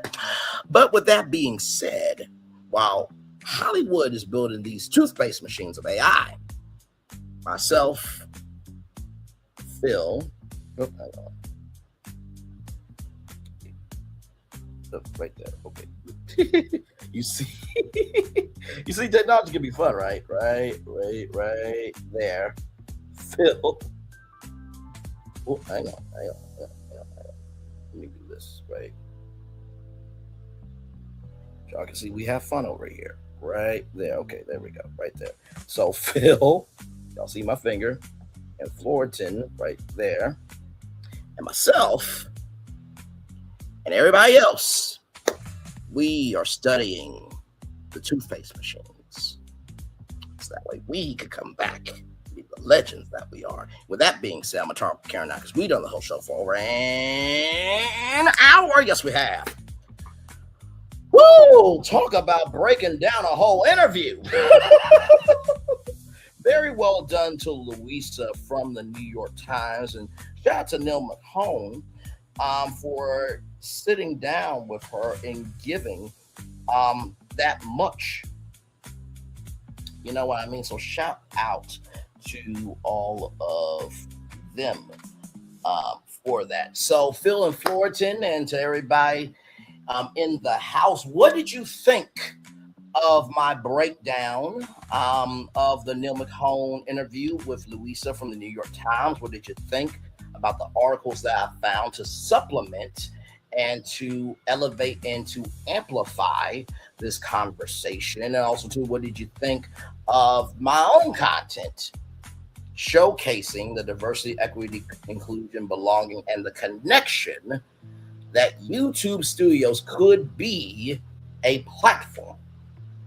So, speaking of which, a great example is the guy on YouTube who created Story Realms Park. That's a great example. Like, shout out to Creative Genius. Yes, shout out to Park Lore, a great content creator. You can go to parklore.com for that detail there. So I will let Phil and Florian give their final thoughts here, and then after that, I will give my final thoughts, and then that's it. That's all I got for you. 3 shows in one day, everybody. That's how we roll. That's how we get down. That is how we are about going to the higher that's waiting for us as a culture. Indeed, those maps are marvelous in itself. Yes, they are. Yes, they are. Yes, they are. Ooh, did I mention I did all that reviewing live? This wasn't taped. I just want everybody to know that. I know that my research and my due diligence and the vitality of my stamina seems like that. Wow, this really seems taped. No, it has the energy of that because I'm a content creator with a journalist soul. But this was done live. Now on the replay, it will be taped. Yes, indeed. So I'll let Phil and Fullerton give their final thoughts here. You did fine job, sir. Stellar job. Your diligence is always on point. Thank you, good sir. And like I said, I hope that this conversation really helps the creator economy. Anytime that I create content on the creator economy, anytime that I talk about YouTube or any updates to the entity of Creatorwood, right? It is really to help the platform. Now, sometimes I'm not the most articulate. Sometimes I gotta say what needs to be said. But it's always coming from a place of love, grace, and space of wanting us to win as a society, as a people, as a culture. Yes, indeed. Phil, any final thoughts from you, good sir, before I give my final thoughts? And then I am going to head on out of here because that literally is a show. I ain't got nothing else for you. I did the Daily Motivator during 6 o'clock show, so if you missed that, go back to the 6 o'clock show from Married to Medicine and go right to the end. You'll know it when you see the Daily Motivator pop up on your screen. And that's it for me. Like I said, the content that will be coming down the pipeline over here on our channel tomorrow night, 90 Day Fiance, the single life will be happening. That after show review will be happening live at 6 p.m. Eastern. And then at 8:30, we're pitching an all new Pleasure Island for all of you. Cannot wait for you to see that. Then Wednesday, April Fool's Day, and by the way, that's the same day that the Super Mario Galaxy movie is coming out. And hopefully Grace from Beyond the Trailer will lay their roll over and take it and keep her mouth shut and know her place by not saying anything stupid like the Super Mario Galaxy movie is not going to make any money.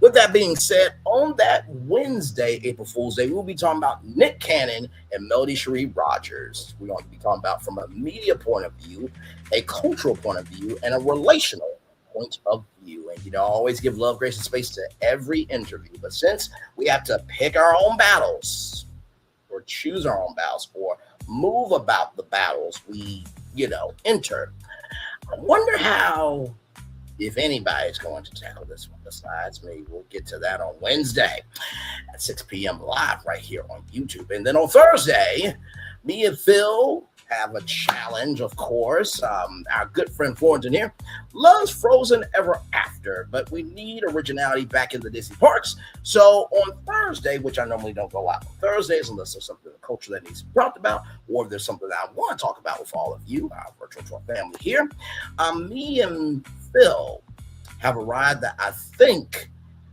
I know without a shadow of a doubt, and it's through my soul that it is going to move you, inspire you, and elevate you to a level that, quite frankly, has been needed in the Disney parks for a long time. We're replacing Frozen Ever After with an all-new ride, so we can't wait to bring that to you on Thursday. And then on Friday, 2 new shows, 11 a.m. and 6 p.m. Jam-packed week over here per usual. It was executed greatly from YouTube to the interview. Thank you, good sir. Universal April Fools to the mouse. The quiet emoji, yes, from Melody Cherie Rogers and Nick Cannon. Wait till you see how I break that thing down, my Lord Jesus. And if I broke this interview down, you can only imagine how I'm going to break down Melody and Nick Cannon on Wednesday. Universal will indefinitely troll Disney on April Fool's Day. Oh, for sure. They are going to have one of the biggest animated movies of the year on April Fool's Day. And that's not a joke. And the frozen emoji for Frozen Ever After. Well, y'all, my final thoughts here is I don't hate Neal. I don't have any shade or malice towards him. Although I do want YouTube to quit playing in content creator spaces. Because everything I brought up, you can find on the internet. I just brought to you in a very easy, consumable, and digestible form. That's the first thing. Number 2, you do not want to have the Polar Express come through and you miss your chance to get on board. Polar Express only comes around Christmas time because it is a purposeful train. It's just not going here, there, everywhere.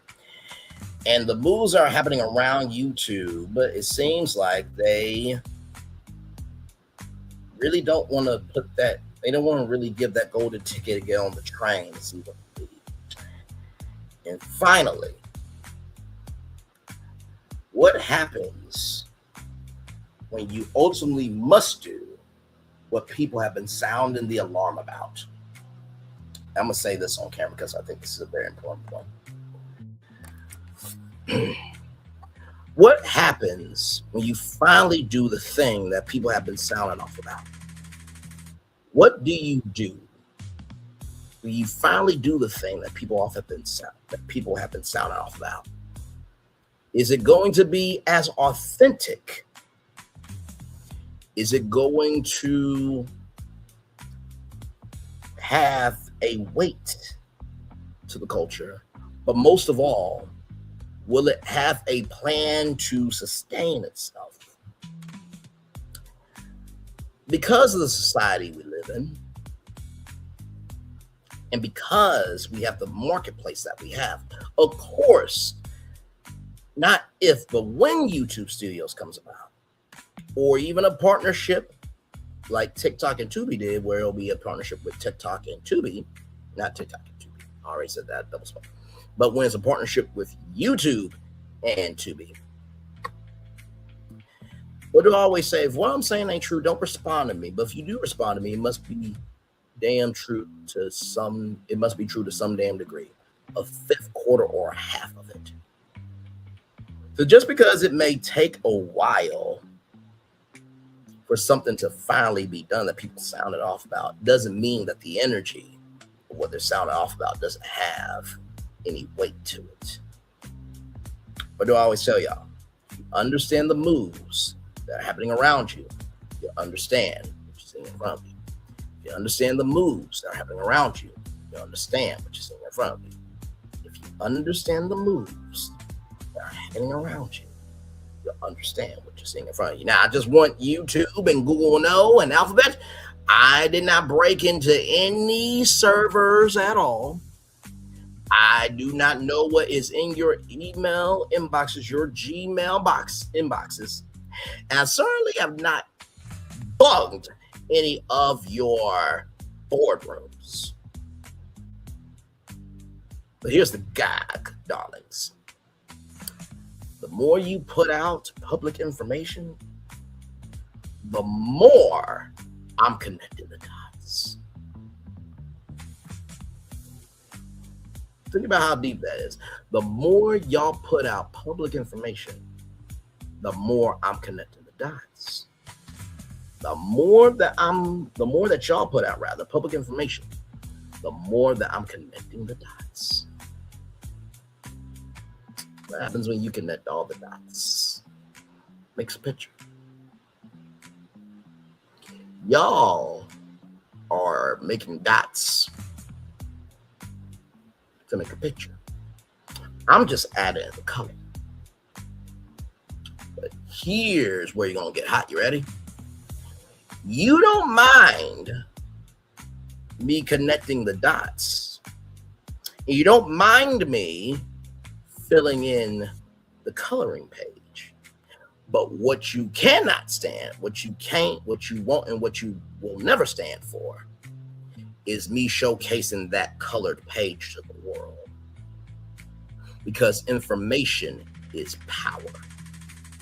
How you utilize that power can determine your rise or your demise. And with that being said, it's time for the best outro on YouTube. Yeah, Mario will make 1.5 billion to Hopper's 290 million.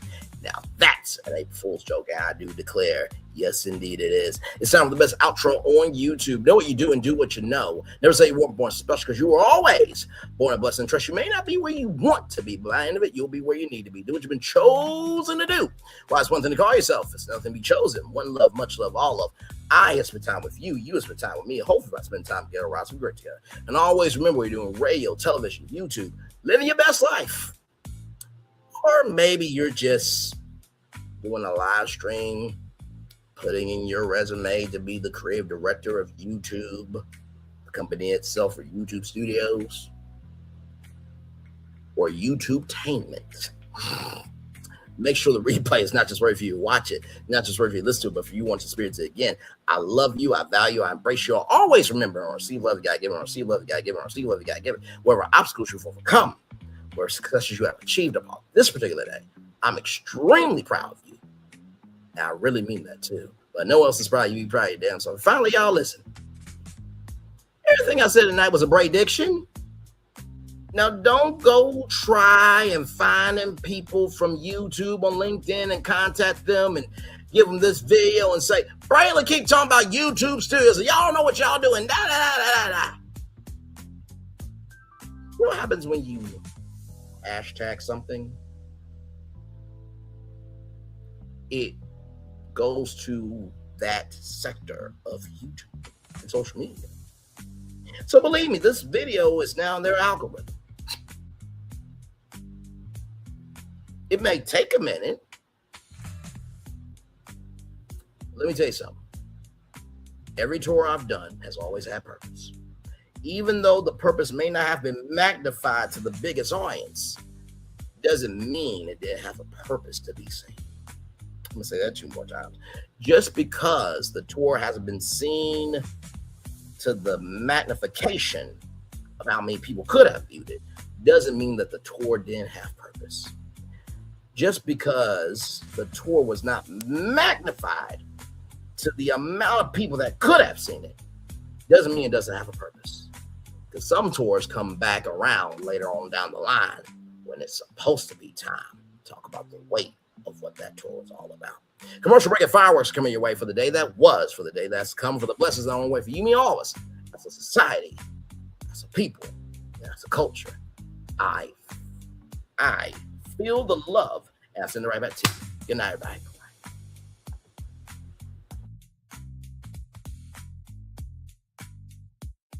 I thought I should tell you, they've been talking about you. Yeah, they've been talking about you. They've been talking about the fact that they've done everything they could to stop you and everything they could to block you, but you still win. They've been talking about the fact that they have undermined your success and they have tried to sabotage your seasons, but you keep winning. They've been talking about the fact that even though they don't like each other, they get together to try to kill you, but you keep winning. They've been talking about the fact that you were voted least likely to succeed, but like cream, you keep rising to the top. They've been talking about how they tried to burn your world down, but like the phoenix, you rose from the ashes. They've been talking about you. And you know what they say? Oh, she's just lucky. He's just lucky. But no, you ain't lucky. You're anointed. You got something on you. You got favor on you. You got power on you. You were born to win. Now they can call it luck, but it's grace. They can call it luck, but it's favor. But whatever they call it, it doesn't matter, because you know what God calls you? Do you know what God calls you? A winner. I thought I should tell you, they've been talking about you. Yeah, they've been talking about you. They've been talking about the fact that they've done everything they could to stop you and everything they could to block you, but you still win. They've been talking about the fact that they have undermined your success and they have tried to sabotage your seasons, but you keep winning. They've been talking about the fact that even though they don't like each other, they get together to try to kill you, but you keep winning. They've been talking about the fact that you were voted least likely to succeed, but like cream, you keep rising to the top. They've been talking about how they tried to burn your world down, but like the phoenix, you rose from the ashes. They've been talking about you. And you know what they say? Oh, she's just lucky. He's just lucky. But no, you ain't lucky. You're anointed. You got something on you. You got favor on you. You got power on you. You were born to win. Now they can call it luck, but it's grace. They can call it luck, but it's favor. But whatever they call it, it doesn't matter, Because you know what God calls you? Do you know what God calls you? A winner. I thought I should tell you they've been talking about you. Yeah, they've been talking about you. They've been talking about the fact that they've done everything they could to stop you and everything they could to block you, but you still win. They've been talking about the fact that they have undermined your success and they have tried to sabotage your seasons, but you keep winning. They've been talking about the fact that even though they don't like each other, they get together to try to kill you, but you keep winning. They've been talking about the fact that you were voted least likely to succeed, but like cream, you keep rising to the top. They've been talking about how they tried to burn your world down, but like the phoenix, you rose from the ashes. They've been talking about you. And you know what they say? Oh, she's just lucky. He's just lucky. But no, you ain't lucky. You're anointed. You got something on you. You got favor on you. You got power on you. You were born to win. Now they can call it luck, but it's grace. They can call it luck, but it's favor. But whatever they call it, it doesn't matter, because you know what God calls you? Do you know what God calls you? A winner.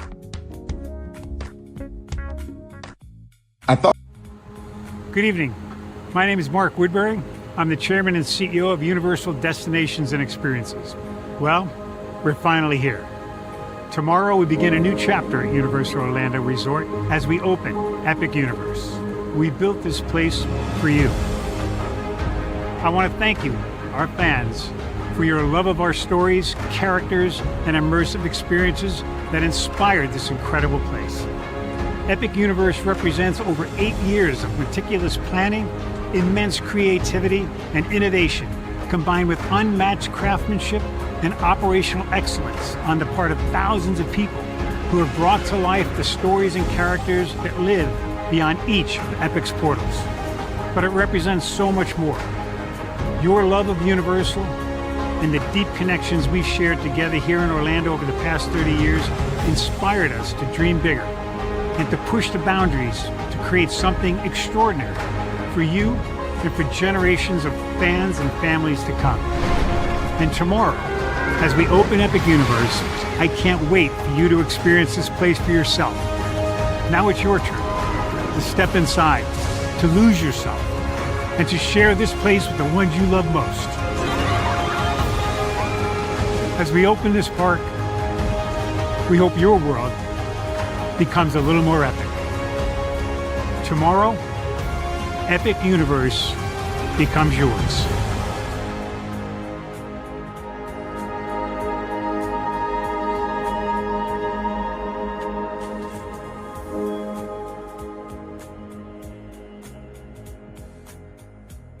Are video games getting too expensive? This episode, we want to find some common ground because the CEOs want to raise the price even more. Not with these broken ass games.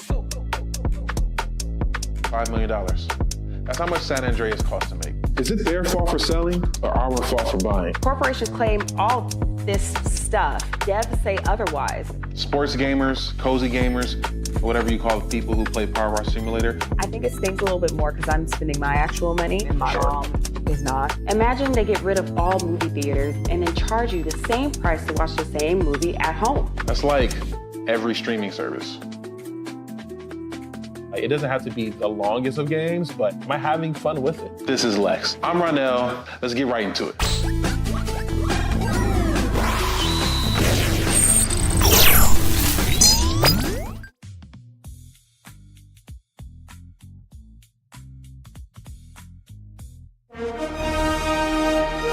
Prepare for a journey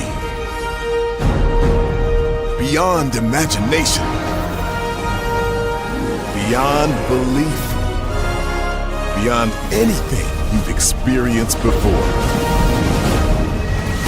Universal Epic Universe, a new theme park where you'll step through extraordinary portals to 5 immersive worlds. Prepare for a cosmic voyage of discovery, An aisle of fire-breathing excitement. A shadowy world of monsters and mystery. New wonders in the wizarding world. And a new way to play.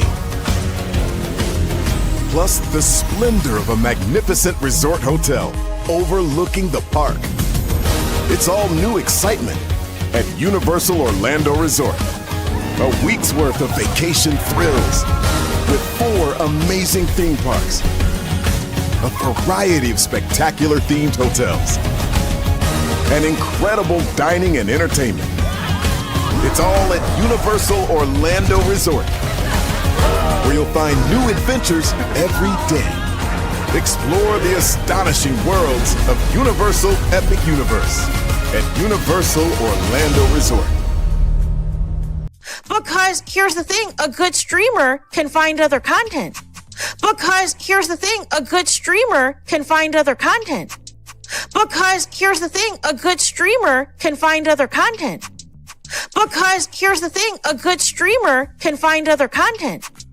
Because here's the thing, a good streamer can find other content. I've been moving on my own accord, covering Black culture. There is more to life. I heard that, friend.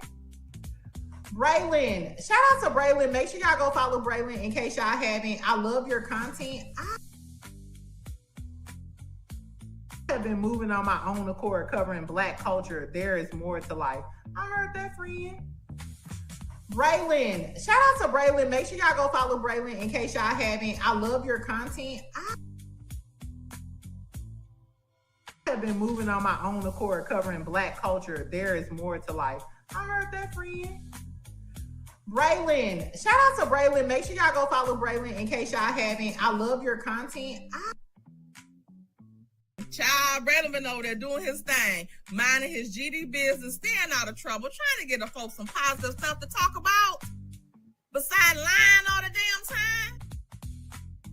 Child, Braylon been over there doing his thing, minding his GD business, staying out of trouble, trying to get the folks some positive stuff to talk about. Besides lying all the damn time. Child, Braylon been over there doing his thing, minding his GD business, staying out of trouble, trying to get the folks some positive stuff to talk about. Besides lying all the damn time. Child, Braylon been over there doing his thing, minding his GD business, staying out of trouble, trying to get the folks some positive stuff to talk about. Besides lying all the damn time. Child, Braylon been over there doing his thing, minding his GD business, staying out of trouble, trying to get the folks some positive stuff to talk about. Besides lying all the damn time. Child, Braylon been over there doing his thing, minding his GD business, staying out of trouble, trying to get the folks some positive stuff to talk about. Besides lying all the damn time. Child, Braylon been over there doing his thing, minding his GD business, staying out of trouble, trying to get the folks some positive stuff to talk about. Besides lying all the damn time. Child, Braylon been over there doing his thing, minding his GD business, staying out of trouble, trying to get the folks some positive stuff to talk about. Besides lying all the damn time. Child, Braylon been over there doing his thing, minding his GD business, staying out of trouble, trying to get the folks some positive stuff to talk about. Besides lying all the damn time. Child, Braylon been over there doing his thing, minding his GD business, staying out of trouble, trying to get the folks some positive stuff to talk about. Besides lying all the damn time. Child, Braylon been over there doing his thing, minding his GD business, staying out of trouble, trying to get the folks some positive stuff to talk about. Besides lying all the damn time. Child, Braylon been over there doing his thing, minding his GD business, staying out of trouble, trying to get the folks some positive stuff to talk about. Besides lying all the damn time. Child, Braylon been over there doing his thing, minding his GD business, staying out of trouble, trying to get the folks some positive stuff to talk about. Besides lying all the damn time. Child, Braylon been over there doing his thing, minding his GD business, staying out of trouble, trying to get the folks some positive stuff to talk about. Besides lying all the damn time. Child, Braylon been over there doing his thing, minding his GD business, staying out of trouble, trying to get the folks some positive stuff to talk about. Besides lying all the damn time. Child relevant over there doing his thing, minding his GD business, staying out of trouble, trying to get the folks some positive stuff to talk about. Besides lying all the damn time. Child relevant over there doing his thing, minding his GD business, staying out of trouble, trying to get the folks some positive stuff to talk about. Besides lying all the damn time. Child relevant over there doing his thing, minding his GD business, staying out of trouble, trying to get the folks some positive stuff to talk about. Besides lying all the damn time. Child relevant over there doing his thing, minding his GD business, staying out of trouble, trying to get the folks some positive stuff to talk about. Besides lying all the damn time. Child relevant over there doing his thing, minding his GD business, staying out of trouble, trying to get the folks some positive stuff to talk about. Besides lying all the damn time. Child relevant over there doing his thing, minding his GD business, staying out of trouble, trying to get the folks some positive stuff to talk about. Besides lying all the damn time. Child relevant over there doing his thing, minding his GD business, staying out of trouble, trying to get the folks some positive stuff to talk about. Besides lying.